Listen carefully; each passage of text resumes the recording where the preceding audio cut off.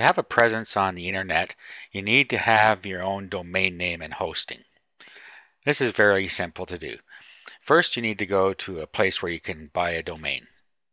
The place I like to use is called GoDaddy, and you can go there at godaddy.com. There are other ones you can use as well, like namecheap.com and several others. Once you're here, all you have to do is sign up for a free account. Once you're signed in, you'll see a screen something like this. And now all you need to do is go and search for an available domain. Just go to Domains and click on it. Here you can do a domain search. Now there are lots of different kinds of domains that you can get, as you can see here. But you are always best to find a .com one if at all possible. It depends on what kind of application you're looking for as to what your domain name is going to be.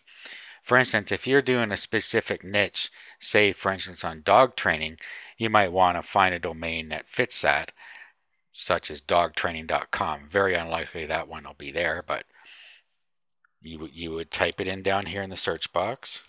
Maybe you put a dash in it, and then click search. And it tells you that it's already taken, and then it'll give you some suggestions down here. If you don't like any of those, just go ahead and search for a different one.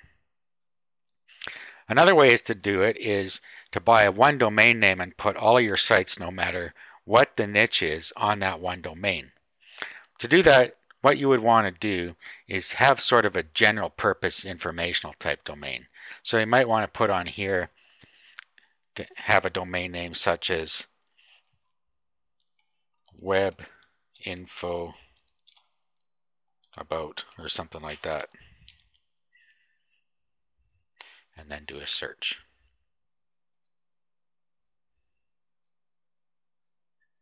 Okay, so at this point, webinfoabout.com is available. So if you registered that, you could put your sites into subfolders. For instance, if you had your first site was going to be on dogs, you could have your website for that webinfoabout.com/dogs.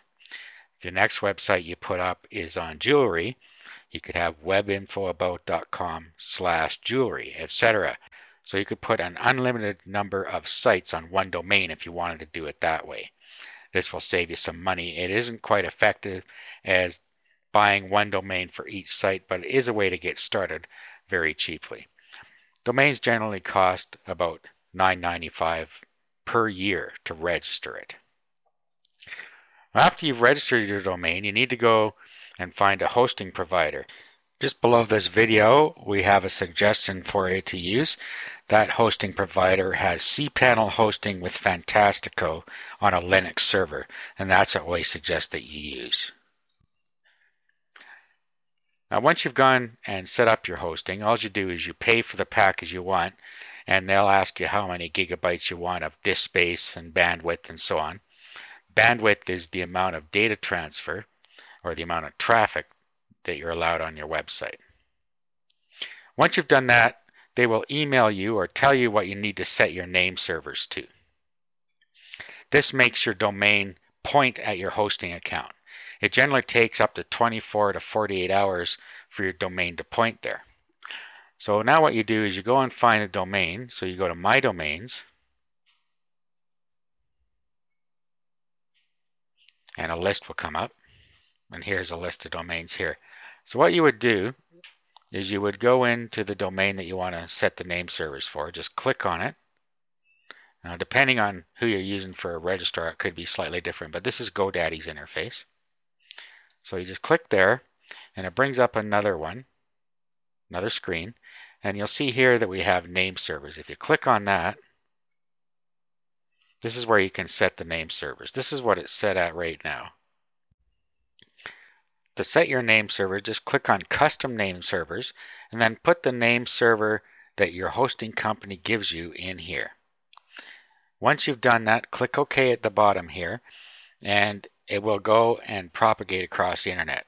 Like I say, that can take up to 24 to 48 hours. A note about finding hosting: you should go with some Linux hosting. with cPanel. I do not personally suggest you use GoDaddy's hosting. I personally do not like the interface, but that's just me. So you can choose that if you want to.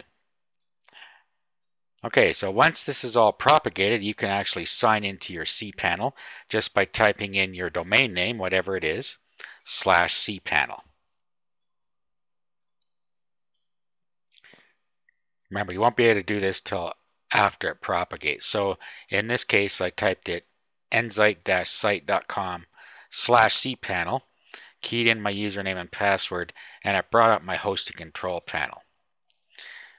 Another note about hosting that I should mention, make sure that you have Fantastico, as you are able to install a lot of different applications automatically using Fantastico.